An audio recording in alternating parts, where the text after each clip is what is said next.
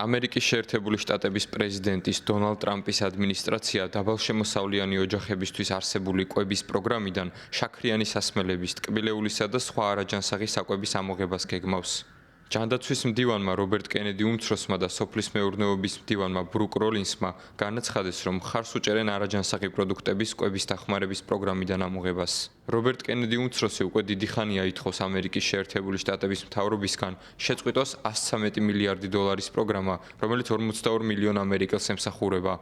მისი აზრით, ამ თანხით გაზიანი სასმელებისა და დამუშავებული საკვების დაფინანსება არ შეიძლება. მოსახლეობის ნაწილი თვლის, რომ პროგრამიდან ამ საკვების ამოღება ამერიკელების არჩევანის თავისუფლებას შეზღუდავს და მათ, ვინც თვეში საშუალოდ $192 გამოიმუშავებს, ცხოვრებას კიდევ უფრო გაურთულებს.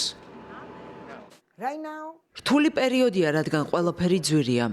სასაცილოა, მაგრამ 10 კვერცხი $12-13 ღირს. ყველაფერი თავდაყირაა.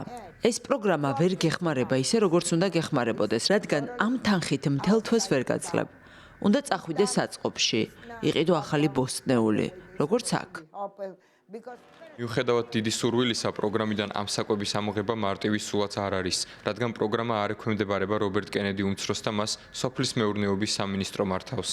საკვებისა და კვების შესახებ 2008 წლის ფედერალური კანონის თანახმად, პროგრამის ფარგლებში არსებული თანხა შესაძლოა გამოყენებული იყოს ნებისმიერი პროდუქტისთვის, გარდა ალკოჰოლური სასმელების, თამბაქოსა და ცხელი სასმელების. ამ კანონიდან ნებისმიერი საკვების გამორიცხვა საჭიროებს კონგრესის თანხმობას.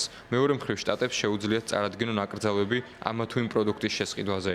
წარსულში სოფლის მეურნეობის სამინისტრო ამგვარი ცვლილებების წინააღმდეგი იყო, რადგან მათი აზრით არ არსებობდა მკაფიო სტანდარტი, რომლითაც საკვები შეფასდებოდა როგორც კარგი ან ცუდი. ჯერჯერობით უცნობია, თუ როგორ მოახერხებს ტრამპის ადმინისტრაცია კონკრეტული საკვების აკრძალვას, თუმცა რობერტ კენედი უმცროსი მოსახლეობას პირდება, რომ ამერიკას კვლავ ჯანმრთელს გახდის.